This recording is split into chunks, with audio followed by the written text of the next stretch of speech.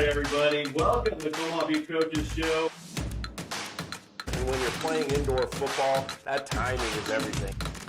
Now we got some things to talk about. Somebody's going to win and somebody's going to lose. If you don't like the odds, don't play the game. It's birth, right? And it's something that he's got to see.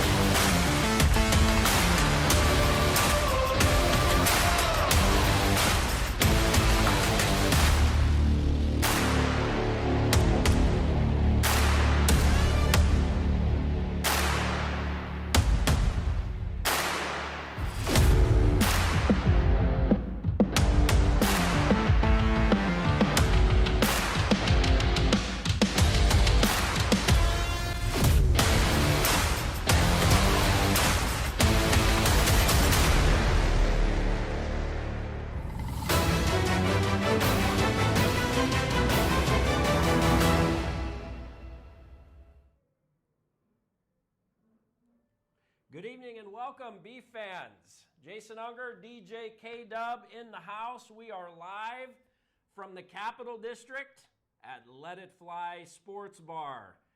It's the Omaha Beef Coaches Show, and if you've been following social media, which I'm sure you have, you know tonight's show is going to be a special one. We're going to bring owner Ricky Burtz in the house here and talk with him, DJ K-Dub, about the coaching change that was made last week. We're going to have Ricky on here in about 10 minutes. We're going to talk about the coaching change, the decision that went into making the change, and we'll also sit down and talk with the new Omaha Beef head coach later on tonight. Man, talk about an impactful night, right? We have talking about the good game that we won 2 weeks ago. Yeah. We have an upcoming game, which is an away game. Lots to go about that.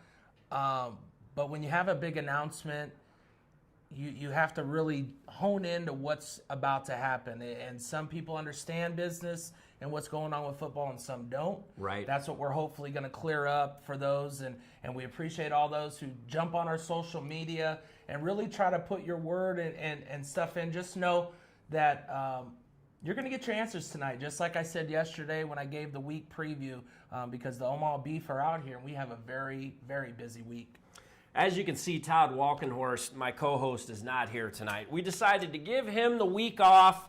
He's in a place much, much warmer, DJ K-Dub. He's enjoying a vacation with his beautiful wife, Michelle, so he'll be back next week. We'll be back here next week, April 14th, to preview the next week's contest, but we'll get to that here later on as well. So there's, like DJ K-Dub said, there's lots of stuff going on. Let's talk a little bit about 2 weeks ago, the Beef played on March 29th at Liberty First Credit Union Arena.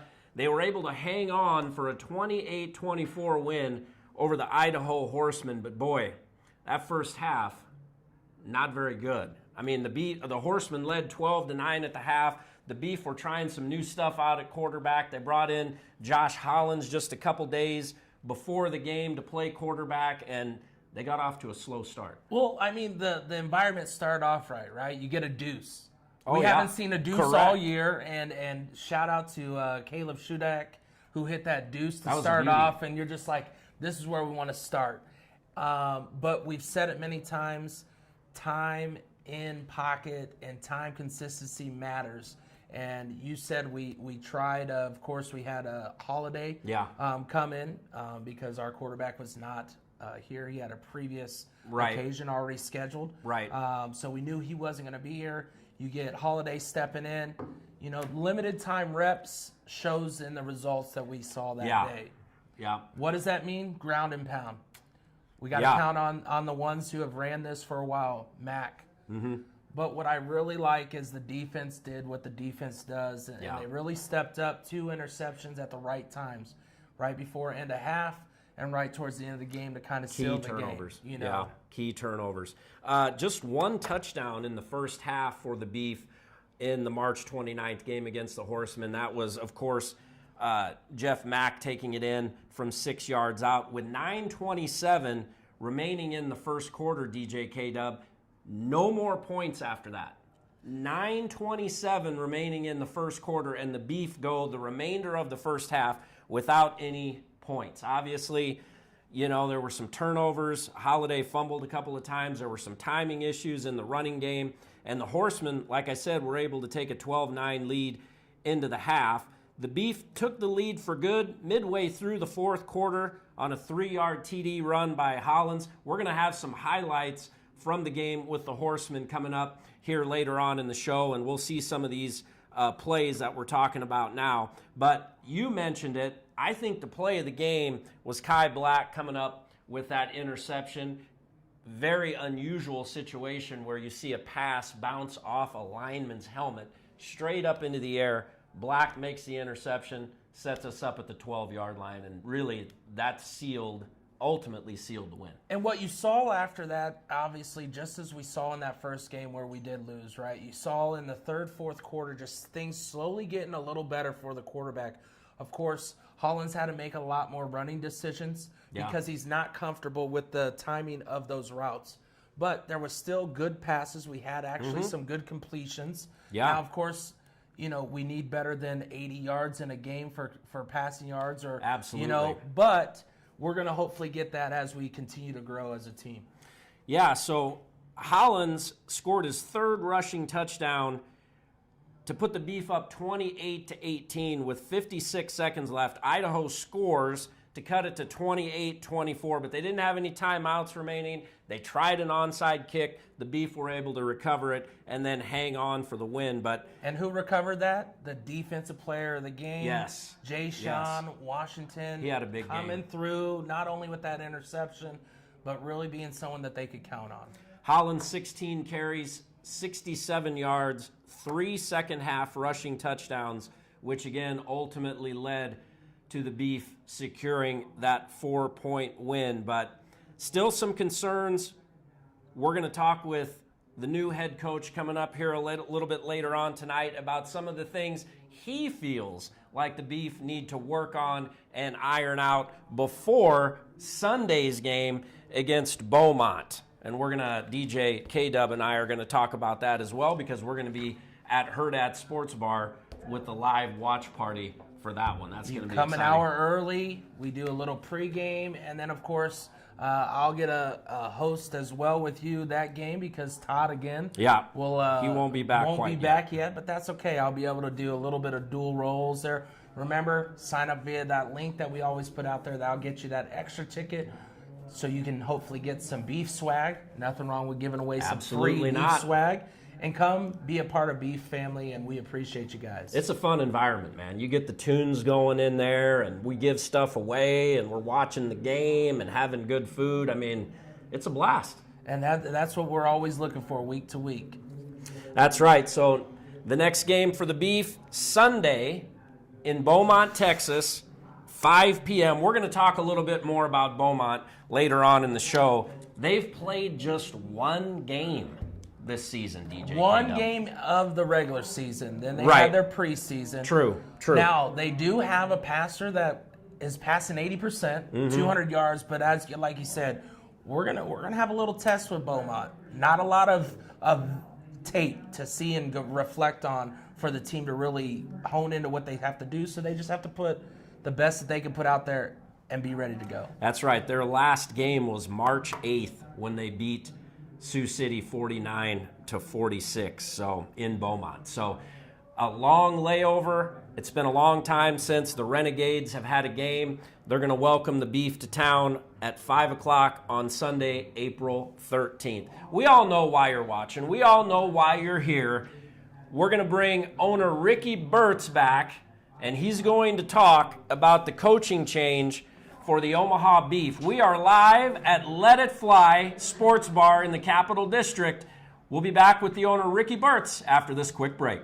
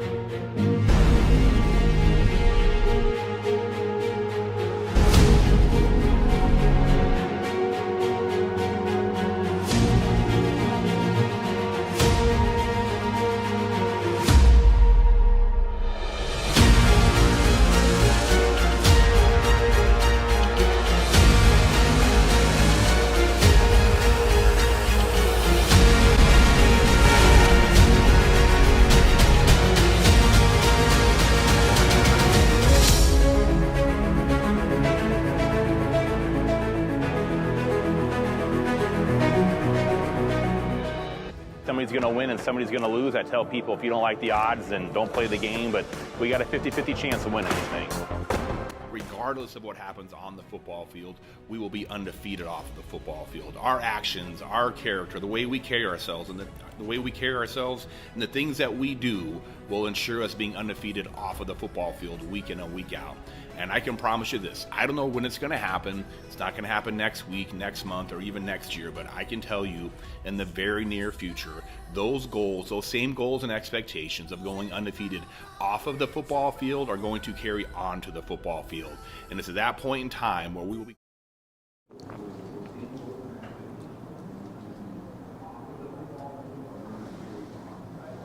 Welcome back to Let It Fly Sports Bar here in the Capital District. Jason Unger, DJ K-Dub, sitting with you, and we've got the big announcement coming up here in just a moment. Well, as a lot of people may know, DJ K-Dub, last Thursday, owner Ricky Burtz announced that head coach Mike Tatum and offensive coordinator James Terry were out. Tatum was relieved of his duties despite losing just one game, and that was this season's preseason contest against the Minneapolis Warriors.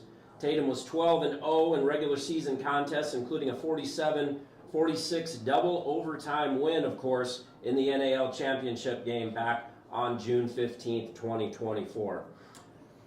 Ricky Burtz did say Coach Tatum and Coach Terry have been a part of a period of obvious, unmatched success for our franchise.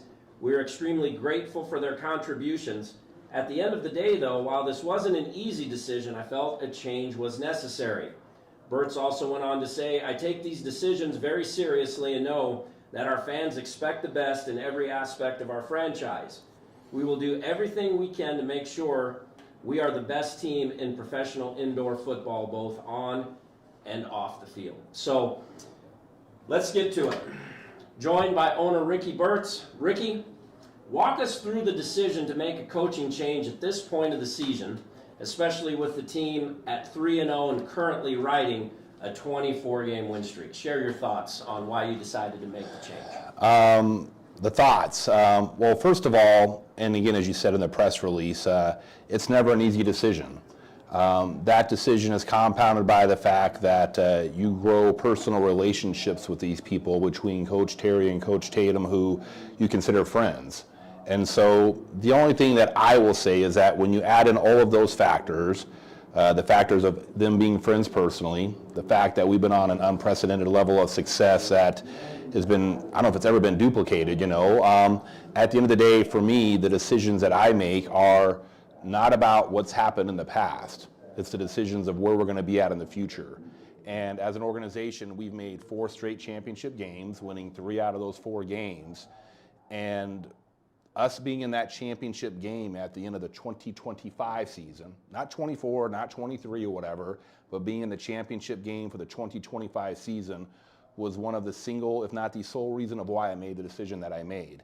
Now, obviously, I mean, hey, I've gotten blown up and scrutinized and everything else since making that decision, but I knew that was going to be the case going into making this decision ultimately if it was going to happen. And it's one of those situations that in football, if it's going to happen, it's typically going to happen during a bye week, which would have happened for us. But I'll say this, in the 2 decades of me doing this, I have only replaced my coach during the season one other time.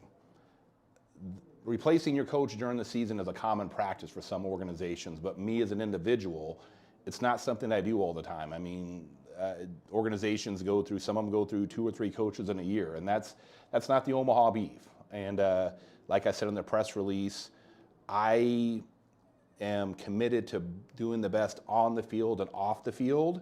Coach Jones led us to a championship, Coach Kaiser led us to a championship, and Coach Tatum as well. And I am so incredibly appreciative of all of their contributions to get us to where we are. And we are where we are today because of their work and their effort. It doesn't, with the move that I made, it doesn't make them wrong and I'm right, or vice versa. Like I said, they're never easy decisions. I mean, it's one that kind of weighed heavily on me for an extended period of time. And on top of that, they're not easy phone calls to make with people, like, especially when it's people that you respect, And on top of that, there's probably some things that I could have handled better or differently in the press release. I had a meeting with the players, and for full transparency, how I handled the release of the coaching staff, I didn't handle it the right way in regards to the players. So I do make mistakes when I'm saying this, and I'm not saying that the decision I made is going to be the right decision, but I have a strong belief and a strong conviction that it is.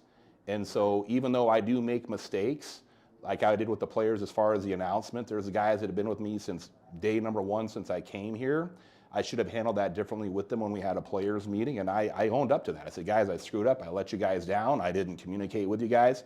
It wasn't a lack of respect to you guys, but I should have handled some things differently. But I say this, and I cannot stress it anymore, that this decision, I am 100% confident this was the right decision to make, what's in the best interest of the organization. And we came into this season wanting to compete for a championship. It's not just winning about football games, and we've won a lot of football games. It's been a long time since we've lost a regular season game, but I'm in this to win championships is what I'm in this to do.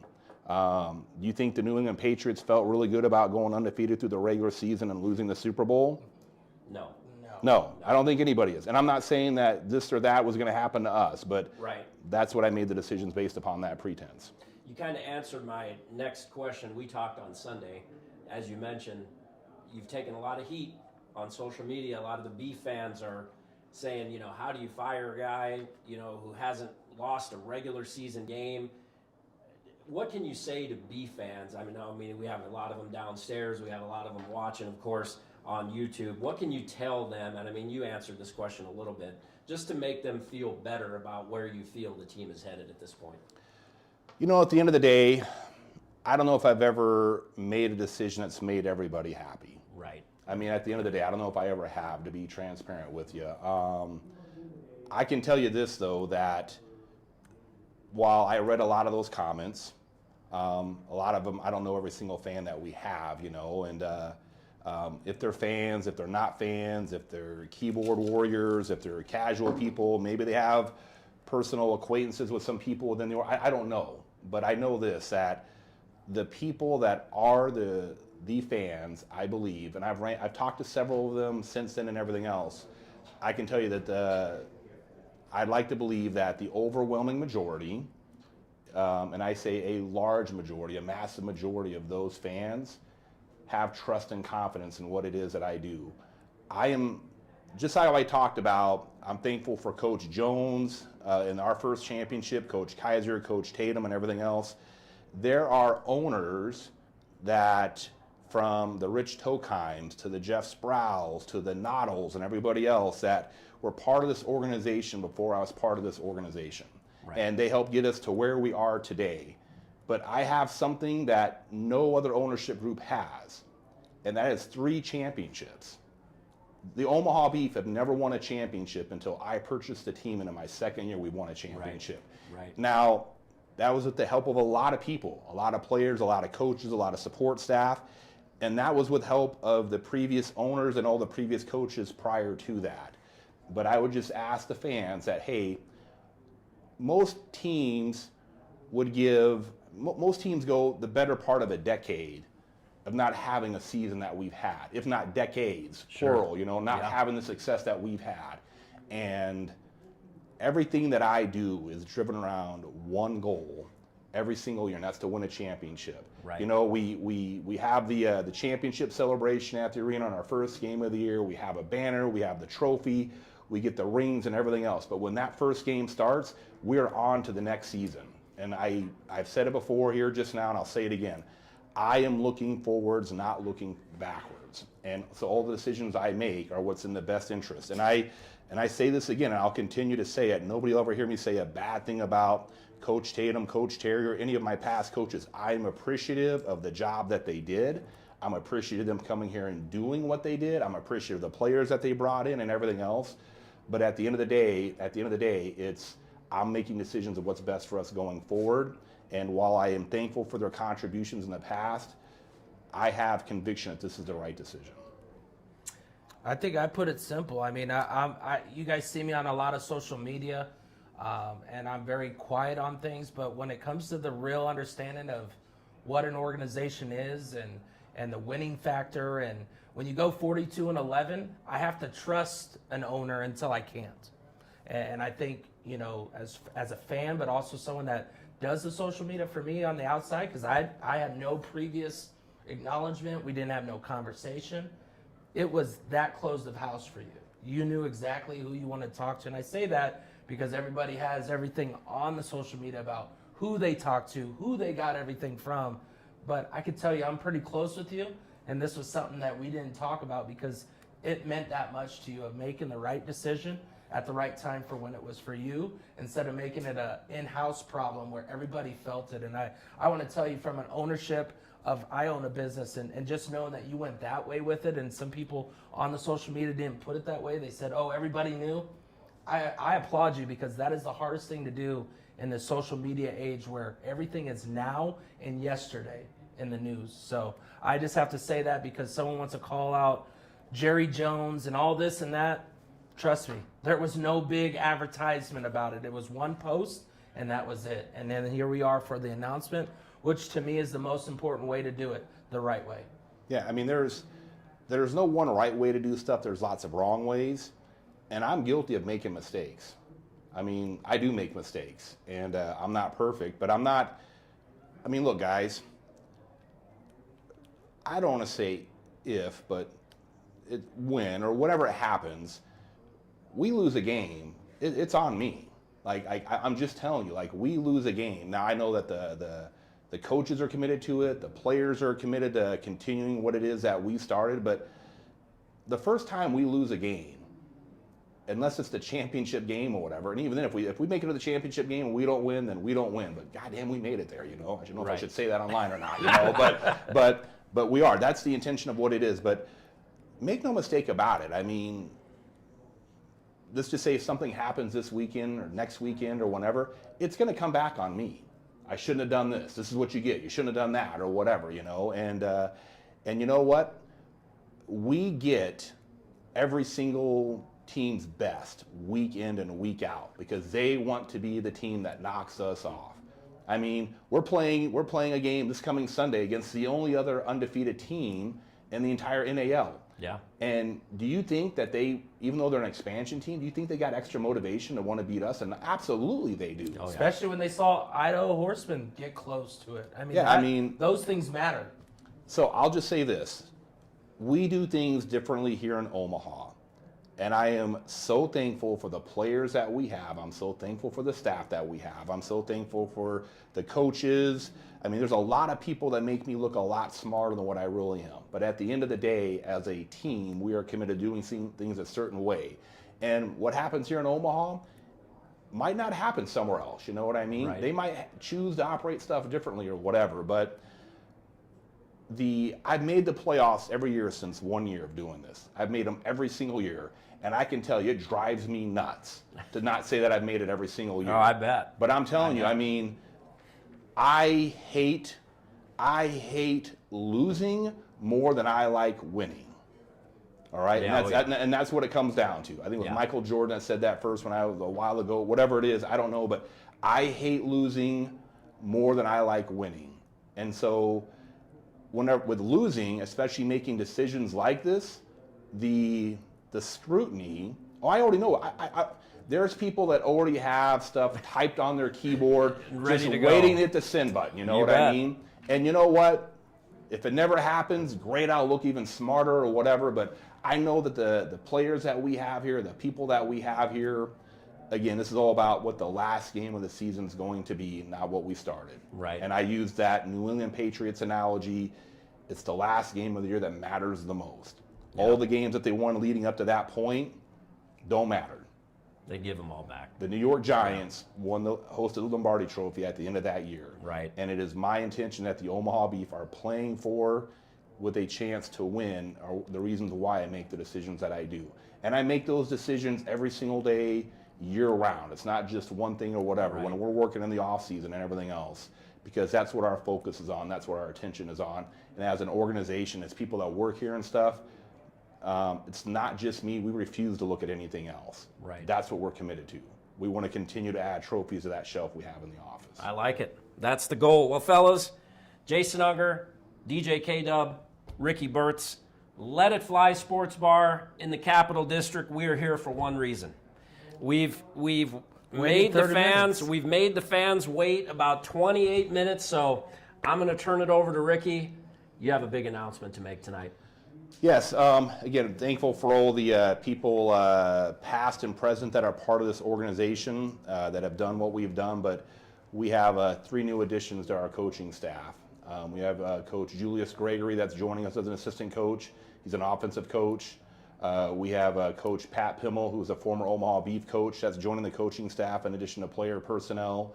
And our new head coach for the 2025 season is Brandon Negron. He is the 2024 NAL reigning coach of the year, plus a lot of other accolades. So I'm excited that those 3 members have elected to come on board. They're coming on board under a intense scrutiny of environment of what's going on. But again, it's what they say, pressure makes diamonds and everything else. That's right. So, again, I'm excited to have those guys on board for us. Now we're going to be bringing Coach Negron in. He's out here talking to the fans and everything else. We have a lot of fans here. I want to thank the fans for showing up not only at this event, but every event that we do. Thank them for their support at the football games and everything else, because without them, we wouldn't have an organization. And so what we have here in Omaha is special. So I want to thank them as well for showing up for today's big announcement that we have as well. And again, want to give props to our past coaches that helped us accomplish what it is that we did, because I truly am thankful for them. Well, Ricky, we appreciate you for coming up here, sharing some honest thoughts on what transpired last week. We really appreciate that. I think the Beef fans truly appreciate that. The Beef fans here at Let It Fly Sports Bar, also the fans watching on YouTube. So thank you for your candor. Thank you for spending some time with us. We're going to take a quick break. DJ K-Dub and I will be back to take a look at some highlights from last week's game, and then we promise Coach Negron will join us and we'll talk about the upcoming game with the Beaumont Renegades. You're watching the Omaha Beef Coaches Show live from Let It Fly Sports Bar in the Capital District.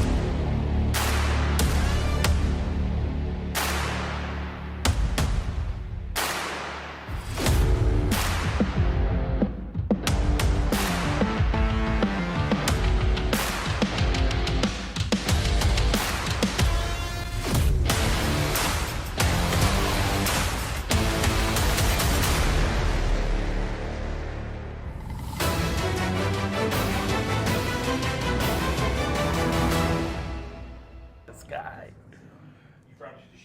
Welcome back to the Omaha Beef Coaches Show. We are live at Let It Fly Sports Bar in the Capital District. Jason Unger, he's DJ K-Dub in the house tonight.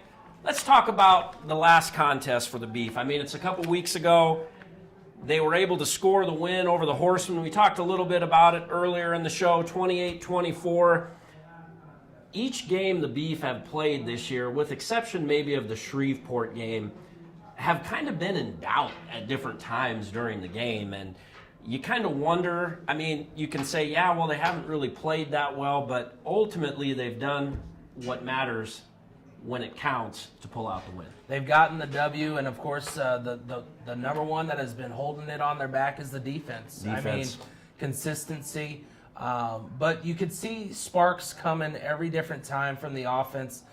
We know that with more time, things are hopefully going to get better on that side, because I know the players want it. You got the returners that are still here, still grinding, and they're ready to go. But, you know, we got some good highlights coming up. Yeah, let's take a look at some highlights from the contest with the Horsemen. How about this start, DJ K-Dub? A deuce to open the game. It's a surprise, right? We haven't had one all year. And if you're going to start a game off right and give yourself that energy, it starts with the kicker. And even him getting into it. Those are the moments. So 2-0 to start the game. The Beef's first drive right here culminates with a 6-yard touchdown run by Jeff Mack. Watch him run over this guy. It didn't look like the defender for the Horsemen was really that excited to come up and tackle Jeff Mack. Well, and Jeff Mack is so shifty. People don't give him that credit, but he's very slow to the hole and hits it hard. Now we're going to take a look at the defense, and Giovanni Sanders for the Horsemen gets sandwiched by a couple of Beef defenders, Rock including and Jay-Sean Washington. Yeah. And we're going to take a look. This is Josh Hollins, the quarterback. No, this is Batiste. Oh, was that Batiste? Josh Batiste, okay. With the run. Yeah, Batiste scoring on the run there for the Beef to pad the lead. Now we're going to switch back to the defensive side of the ball. Man, it was great to see Cam Hunt back in. When you see 7 back in that linebacker position or willing to do what the team needs, you know you're in the right position, because he is a leader out there, vocally and action-wise. Hunt had 6 stops against the Horsemen, and like I said, it was good to have him back in the lineup. And we're going to have another big hit here. Yeah, that's Kai Black. Oh, yeah, bring in the wood. Yeah. Man, you have Black and Hunt back there, and this is Jay-Sean Washington. You talked about him. This interception, just the fact of your D-line being able to follow and flow out, be ready for a catch and go. Jay-Sean is ready to play all day, every day. That's a defensive lineman making that play. Yes. I mean, he basically turned and caught the pass out of nowhere. Here's Hollins. Is this Hollins? Yep, his first touchdown. Yeah, that was a big play. 3 second half rushing touchdowns for him really was the difference in the game and allowed the Beef to be able to come back and get the win. And this was the play we were talking about earlier. Off the helmet interception. You don't see it. And then you got Coach on the crutches up in the side. I felt bad for him. I did too. He's just trying to save his leg. And I say that because I got, like, my wife has some knee problems going on. I got my daughter's boyfriend who's in a leg thing just like that. And I'm like, man, that dude's trying to kick his way out of trouble. I was thinking the same thing, man. I'm like, is he going to be okay? I mean, he took a shot there, but that was the defensive play of the game for sure. The Beef defense has made a lot of key plays here this season, which has led to the 3-0 start. The offense has to, eventually come in and pick up their part. And I think with Coach Brandon Negron coming in, we can't wait to talk to him about what he thinks about the offense. He's talked to the quarterbacks. He met with them last night. I think things are going to get a lot better on the offensive side of the ball real soon. Josh Hollins did go 5 for 9. Passing. I mean, passing. I know it's not a lot of yards to add to it. Right. But 5 for 9, you're over 50%. You're heading in the right direction that we obviously want to get you to that 60 to 70%, hopefully. 47% completion rate, 59 yards passing a game for the Beef this year. That's where we have to turn it around. Offense will get better as the defense continues to eat and get that ball, but they can only do it so long. Right. And you don't want it to be in their hands less. They want it in their hands, but let's get the offense to turn it up for them. That's right. Mack, 94 yards, 5 touchdowns. I'm sure Coach Negron and the offensive staff are going to make sure he stays very, very involved, not only in the running game, DJ K-Dub, but also in the passing game. Yeah, and then if you look across on that defensive side, you got Marcus Gray coming in with 9 tackles this last game. Just the fact that you have across the board just different people stepping up every game and understanding their role, and it'll be awesome just to see this kind of what changes, right? That's going to be the question. What's going to be the change? Coaches change, but what else changed? Mentality, attitude, and culture is what needs to change. Beef defense, 10 turnovers created through 3 games and have allowed just 54 points. That's pretty impressive through 3 games. Defense wins championships. That's right. And we're going to need to see the defense play well Sunday night, a Sunday night game this week, DJ K-Dub, on the road in beautiful Beaumont, Texas, against the Renegades, Doggett Ford Park Arena. 5 p.m. kickoff, April 13th. You and I are going to be having some fun at the watch party. That's right. Hopefully you come out, have some fun. And it's actually, there's a little error on the NAL schedule. It is actually at 6 p.m. Oh, okay. So if I do appreciate Pappy for helping me, and he kind of put it out there, but if you go by the event that we have put out there, make sure to join it. Click on it, click the link, it shows 6 p.m. So that means we'll be out there for the pregame 5 p.m., game time 6 p.m. We'll be getting everybody ready to go. I'm glad you cleared that up because I've seen some conflicting stuff. I've seen 5 o'clock, I've seen 6 o'clock. So 6 o'clock Sunday night, Hurrdat Sports Bar in Papillion for the watch party. DJ K-Dub and I will be there. We're going to have fun. We're going to be giving stuff away. The music's going to be going. The game's going to be on. It's a good time. Yeah, man. Well, we got to get to what everybody wants, right? Absolutely. We're going to take a quick break, and when we come back, we are going to sit down and talk with the new head coach of the Omaha Beef, Brandon Negron. Everyone is very excited. We can't wait to talk to him. We've got a lot of questions for him, so we're going to take a quick break, and we'll be back with Coach Brandon Negron live at Let It Fly Sports Bar in the Capital District. We'll be back after this quick break.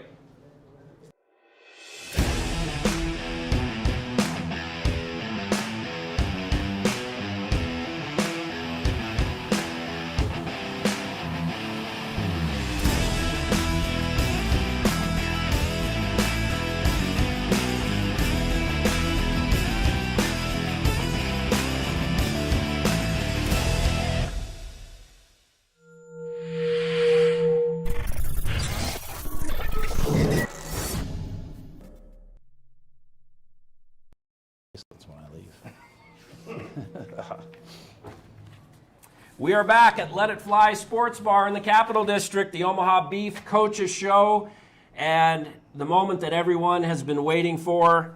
We are live with head coach Brandon Negron. Coach, what's up, fellas? Welcome to Omaha. Thank you. I'm excited Walk to be our here. fans through the events that led you to becoming the new head coach of the Omaha Beef. So I don't know if I can do that. It's gone so fast. So, everybody knows that I've been in Carolina, a fixture in Carolina for the last 5 years. Took over as head coach in Carolina in 23. We don't have enough time on this show for me to show my true appreciation for my time in Carolina. I loved it there. That was home. My kids are there. My wife is there. Greensboro was very good to me. Unfortunately, this is a business, and myself and the ownership group, we just agreed to go a different direction, right? And I think that's okay. I think Carolina is ready for a new era, and thankfully an opportunity presented itself here in Omaha, and I couldn't be more excited to be here. So when I became available, and the Omaha position became available, myself and Ricky were able to come to terms pretty quickly. And I jumped on a plane, and I'm a Nebraska native for about 24 hours right now. So yeah, I'm excited about it. Big weather change, right? I could tell you that my wife packed for me as if I was going to be staying in North Carolina. I wasn't prepared for that, but thankfully Ricky had some grace and provided me a nice hoodie for today, so I'm warming up. I think the weather's supposed to get better as we go through the week. So okay. I'm looking forward to that. Yeah. I think what you packed will fit just just fine. Sounds coming good. Up in a Sounds couple good. Of days. So obviously familiar with the Omaha Beef. You played them a couple of times last year, lost in the semifinals. Yep.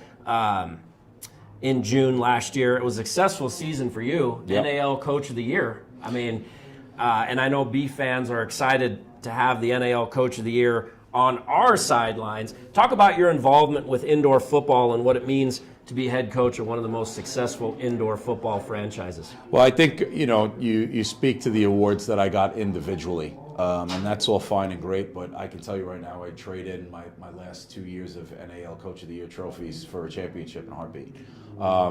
Coming to Omaha, I was talking to one of our team members outside, and, this is my Yankees. Right, so I'm a Yankee fan. Just so you know. You guys know how to win. You've proven that. This team hasn't lost in 24 weeks. I think Ricky's 44-11 since taking over as owner of the team. There's a winning culture here, and that's contagious. People want to be here, but I think from a football standpoint, this has come up a couple times. Omaha's been the hunted, right? Everybody wants to beat Omaha.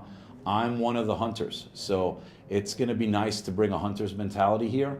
I'm not going to be the guy to explain to the fan base why the streaks have ended, why the championships have ended. So you don't want to be that guy. I don't want to be that guy. No. I'm coming here to enhance what we do, but pick up where we left off and finish what these guys have started. Let's not forget that the guys that are downstairs are 3-0 and have continued a streak that dates back all the way to 2023, 2022. Well, you're talking about streak. I know one of the things, of course, on social media, people have asked someone that's being brought in that has had loss before. How do you counteract that? What's kind of your saying when people say that's our answer? Is our answer someone that has lost before? I think the good thing about losing is you know how to react to that. You know how to adjust to that. I know what that feels like. And I know I don't want to feel it anymore. Right. And I know I'm coming to a team that is not used to feeling that. So I'm not about, again, to change the way this team, this fan base, this front office has felt, for the last 24 games. I'm not going to be that guy. So, I want the Omaha fans to know that I'm coming here to not only pick up where we left off, but to add elements to the team and the franchise that I think when the decision was made to make a change indicate that those were missed. And I know what I bring to the table. I say this confidently. I've worked in a situation where I wore many hats. Ricky and the team has made it clear that my first priority here is to coach and win football games. I think when I'm given the opportunity to do that, I'm one of the best coaches in this league. So I'm excited about what I can do in this environment. You got into town yesterday. Mm-hmm.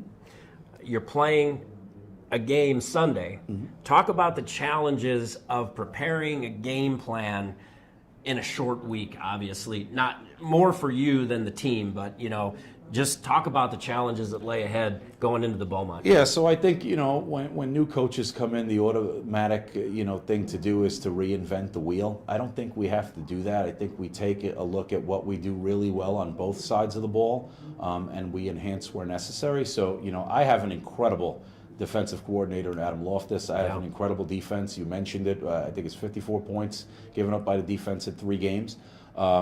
There's not much to change there. You go to Coach Loftus, you shake his hand, you say thank you, and you say, please keep doing what you're doing. I think where I'm going to bring some real changes to the table is on the offensive side of the ball. I'm going to try to mirror a lot of the terminologies that were already in place, but I'm going to add my flavor and my schematics to the playbook, and we're going to put up points. Look, Carolina Cobras put up 392 points last year. Yeah. Highest scoring offense in the league. That's what I'm bringing here. So I hope you like points. And then conversely, we have an incredible defense, arguably the number 1 defense in the league. So you combine the number 1 defensive in the league with my system, I think we're going to win a lot of football games here in Omaha. The number one question probably is quarterback. What is that situation for you as a leader? Mm-hmm. Because we've had some inconsistency that we've seen, and I think that's probably been the number one question for fans. So I like our quarterback room. I think with me, the quarterback is the 5th coach on the field, assuming we have 4 coaches. But he's that coach on the field. He needs to articulate to the offense what I'm ultimately trying to accomplish and what we prepared during the week. league. So, we've got a veteran quarterback in Lorenzo Brown that we're going to hopefully bring back. We've got obviously Josh Hollins that played pretty well up till now. Has got some experience in this game. We're looking at some other guys that we may bring in on practice waivers and things like that. But the quarterback for me, I'm more concerned about his mental talent first. And then I build an offense around his physical attributes, right? So we're going to look at all the guys in the locker room and what do they do best, and we're going to build and enhance our offense based on that. And I think if we do that and we come together, I've told the guys, offense is collaborative. This isn't a dictatorship. It's about we winning, not about me winning. So, we'll come together and put together a system that puts points on the board, gets the fans excited to watch. But I like who we have in the locker room, and we're going to build on those guys. Coach, talk about how you feel about the guys around the quarterback. I mean, the offensive line's played really well this year. Talk about the skill guys, Mack and the receiving room. How do you feel about those guys? Jeff Mack is arguably the best running back in the league. The numbers don't lie, right? So watch the game, look at the numbers. That should tell you all you need to know. I had nightmares about Colmoose last year and Evans. So it's going to be nice to wake up and know that those guys are on my roster. On your side. Yeah. We've got some young guys, that are first year receivers, and we've also, I did bring in, I call it my security blanket. I brought in Brentley Allen, who was released by Carolina, and I recently signed. We did a trade with Carolina that'll show up on the transactions tonight for David Ross, who is a hybrid running back tight end that can do things both in the running game and the passing game. So we've got the right guys in place. There's some familiar names that get some. I can give everything away on my first show, but you'll see some names show up on the transaction report that'll get Omaha fans really excited, and we're going to build an offense around those guys. We have the pieces. We just need to put them in the right places to do what they do best, and we'll do that. In the next couple days leading up to Beaumont, what is your thing that you feel confident in, and what's the thing that you're kind of, this is what we have to put together? We're scoring and we're winning.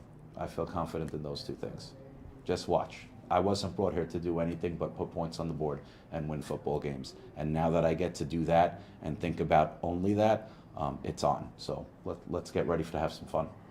Coach, when you don't have the headset on, talk about what you enjoy doing. Talk about the family a little bit. I know Beef fans would love to get to know more about you, your background. I mean, we know the background when it comes to coaching, but maybe talk about the family a little bit. Absolutely. And your background. So I have a wife, 7 kids. I've been married for 23 years. I have an extremely supportive family. They are a football family. I will say, one of the things that'll be an adjustment that I missed that we're going to try to fix as quickly as we can is, my kids were always around on game day. They were probably my best interns. I've got a new granddaughter who's a year old, Kyla. I hope she's watching. I'll say hello. My family was nice enough to pack pictures of them, so that they're going to be my inspiration. They have been the most supportive that you can be. I mean, anybody who knows the life of a football wife and a football family knows that it's not easy, and they're pretty awesome. They've been through the ups and downs, the sideways. They're excited for me to be here. Donna told me to give Ricky a big hug when I got here, and Donna's my wife, and I did that. So they're pumped up, and they're putting on orange and black clothing as we speak, I'm sure. Like it. Royals scored. ESPN update. Royals scored. Kansas City Royals scored, just so anybody out there wants to know. That's important. I got to keep up with how they're doing, man. Well, he said he's a Yankees fan, so we already know he's in some kind of line. Yeah. I mean, everybody's going to pick up on the accent. Where did you grow up? I grew up in New York City. Okay. Yeah, born and raised. I relocated to Florida in 2002, and then I wanted to move back to New York, but my wife looked at the map and she said, "You see that line? It was right by North Carolina. That's as far as we're going if you want to stay married." So we went to North Carolina and been there since 2009. But I'm hoping this is the start of a long-term life change in Nebraska. Man, you grew up a Yankees fan, probably had a pretty good time. I had a good life, yeah.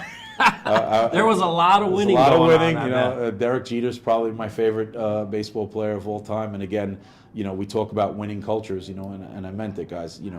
this is my version of the Yankees, and the NAL is my version of the NFL. There's no place I'd rather be. So this is a dream come true. I'm privileged and honored to be the head coach of the Omaha Beef. Well, we are excited to have you. We cannot wait for Sunday's game.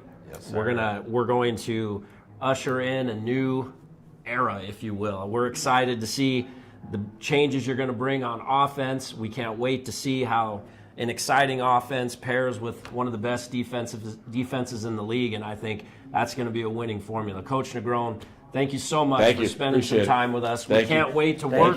We'll have you here every Monday night, including next Monday night. We'll be back here April 14th. We'll talk with Coach Negron. We'll recap the Beaumont game and talk about the next upcoming game for the Beef. So make sure to pull out those tickets. We got to get some tickets out here. Two we prize got stuff winners to give away. Your last 3 digits is 730 or 734. Make sure to see Jeff. He's got your prizes down there. 730 and 734 are the winning ticket numbers here tonight at Let It Fly Sports. Man, what a show. We're so excited to have Coach Negron in the fold. Thanks for filling in tonight. I really appreciate it. We'll come back and things wrap a lot up for the easier next for game, me. right? Just give a little brief summary of what's going on. Yeah, let's do that. Let's take one more break, and then we'll be back to wrap things up here at Let It Fly Sports Bar in the Capital District. You're watching the Omaha Beef Coaches Show.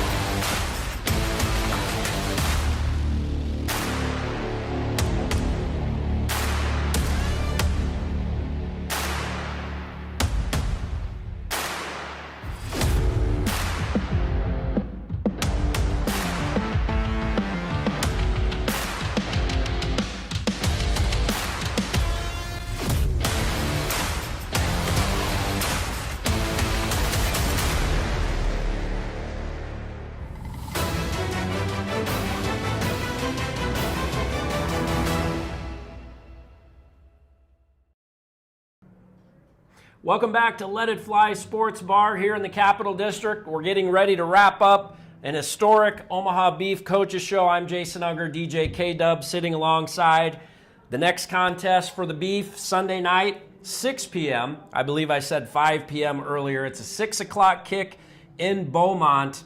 And we were talking with Ricky during the break. Beaumont's a talented team. I mean, I don't think a lot of people know a lot about them because they haven't played in so long, but they have some talented players. Well, you got to think about it, right? You have history versus newcomer.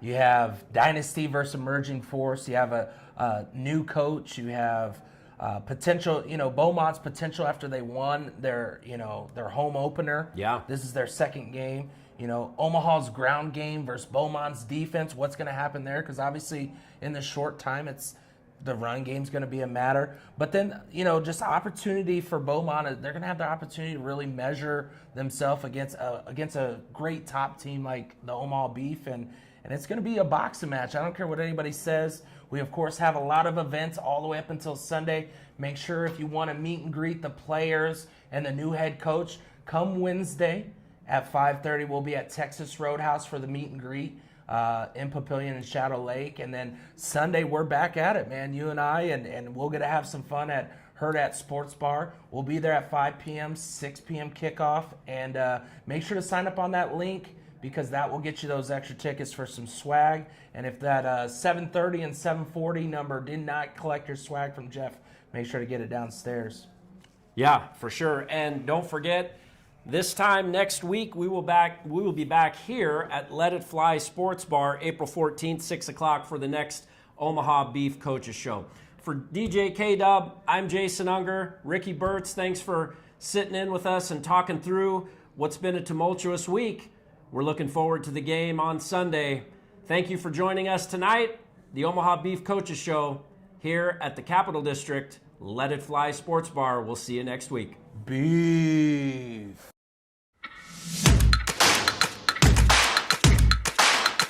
All right, everybody. Welcome to the Omaha Beef Coaches Show. And when All you're right, playing indoor everybody. football, Welcome to the that Omaha timing Beef is Coaches everything. Show. Now we got some things to talk When about. you're playing indoor It's football,